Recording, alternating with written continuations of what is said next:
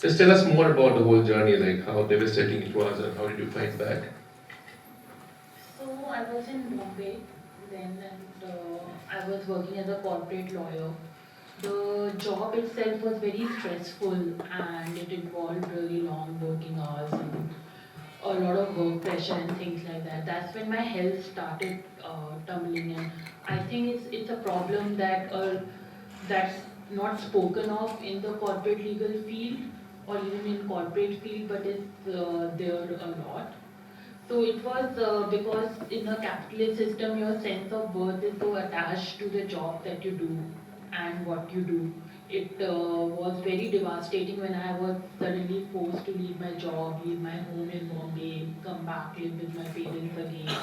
But it also gave me an opportunity to get more in touch with myself, my mind, and with my body and what I need to do. And now I work with the NGO, which is very rewarding, though I still have my self doubts and moments of guilt where I feel that I'm just lazy and can't handle stress and cannot handle a difficult working environment. So, yeah, that's about it. And there have been times I worked for 365 days, 4 years. Believe me, I could not go for birth of my son, while sitting here. 20 days I did not go. But never had a mental stress. So it is stepping back as to why the workload should cause mental stress. And that is the one to be addressed. Not the medicines and, that is much later. Yeah, so what causes mental illness? So, as like doctors would like to tell you that it's the chemicals in the brain which kind of causes you mental illness, but I believe it's a psychosocial disability. So, it's the social structures around us which contribute towards your mental health and mental illness.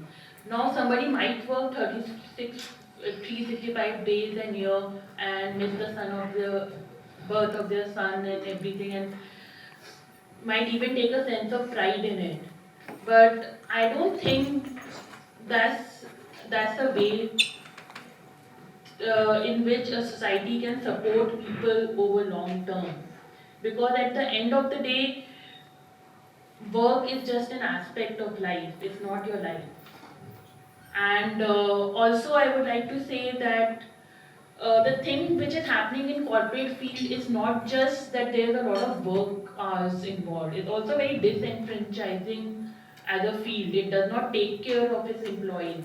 It is people are rude. People are put unnecessary stress. You don't need a deadline. Just put a deadline for the sake of it, and you completely don't allow employees to take care of their health, take care of their families, take care of themselves. And if you're not allowing that space and that time, it's going to cause mental health distress or physical distress. And I didn't quit because of bipolar. I quit because of fibromyalgia, which is a physical disability.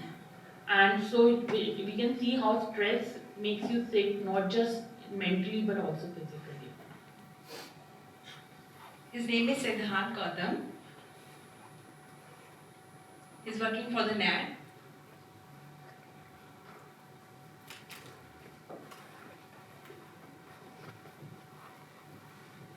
He's just sharing his one of the experience कि इनके एक friend के बारे में story है जो deaf है और government employee है, and he's just sharing his story कि भाई जब वो office जाते थे और सारे लोग जितने भी उनके हेरी community के लोग थे वहाँ पे office में, वो लोग सब आपस में बात करते थे, and he just noticed कि last 3 years से जो है वो किसी से बात नहीं कर पा रहे हैं डेफ पर्सन. उनका जो डिप्रेशन मोड है वो बहुत ज़्यादा बढ़ रहा था, मतलब काफ़ी ज़्यादा डिप्रेशन में आते थे. ही जस्ट आस्क्ड हिम कि व्हाट हैपन टू यू, क्या हो रहा है तुम्हें, क्या दिक्कत हो रही है, क्या परेशानी हो रही है. तो कुछ टाइम के बाद में उन्होंने शेयर किया, मतलब बताया कि मैं जब भी ऑफिस में जाता हूँ और सारे लोग आपस में जितने भी लोग हैं कम्युनिकेट कर रहे होते हैं और कहीं ना कहीं मेरी तरफ इंडिकेट कर रहे होते हैं, और जब मैं पूछता हूँ कि मेरे बारे में कुछ बात है तो वो कहते हैं नहीं तुम्हारे बारे में नहीं है, और आपस में बात कर रहे होते हैं और अलग अलग तरह के एक्सप्रेशंस मुझे देखकर दे रहे होते हैं.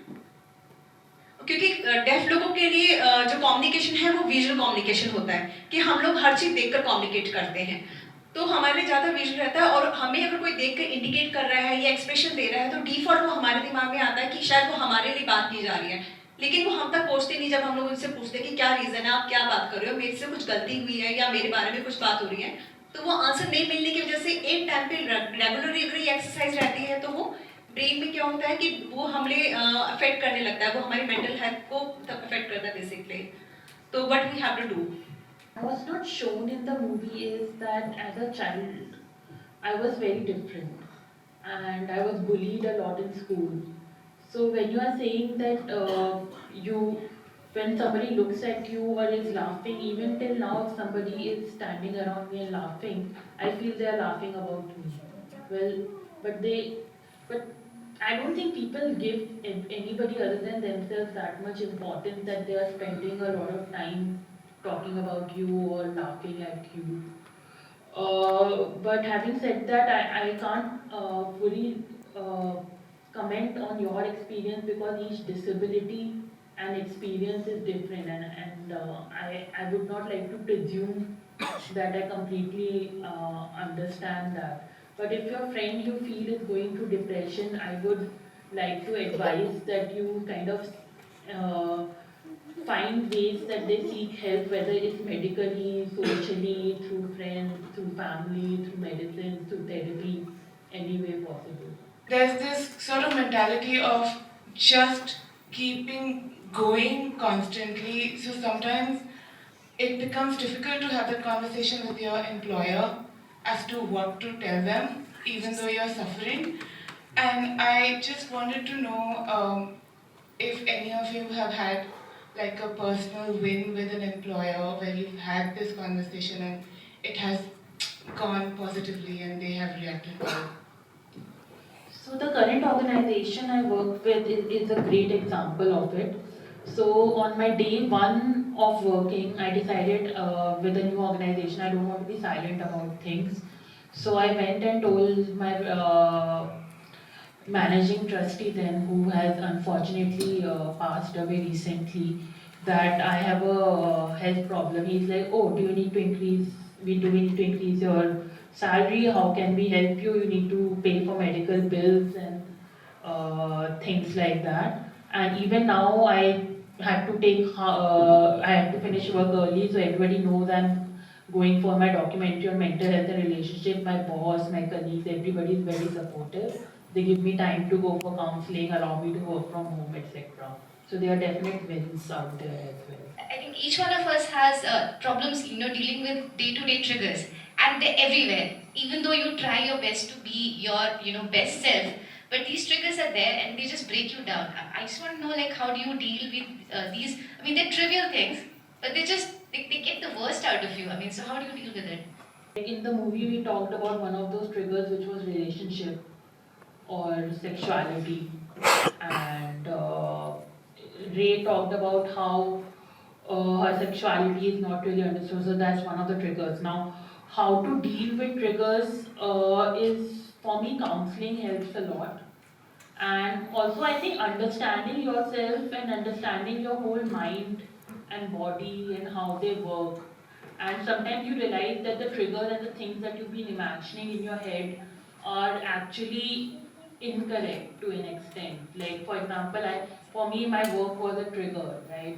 But I realized that it's the whole capitalist structure which kind of makes your self-worth related to your productivity. And once I realized that, it's not a trigger anymore, right?